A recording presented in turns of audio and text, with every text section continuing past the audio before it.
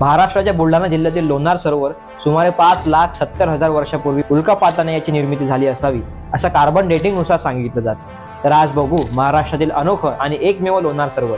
त्याआधी सबस्क्राईब आणि फॉलो नक्की करा। माझा महाराष्ट्र सिरीज दिवस 23वा।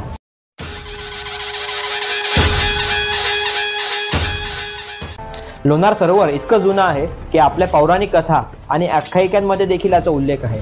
अनेक प्राचीन ग्रंथांनी साहित्यांनी याची दखल घेतली आहे। या परिसरात अंदाजे 1200 वर्षापूर्वीचे मंदिर आहेत, त्यातील 15 मंदिरे तर या विवरातच आढळतात।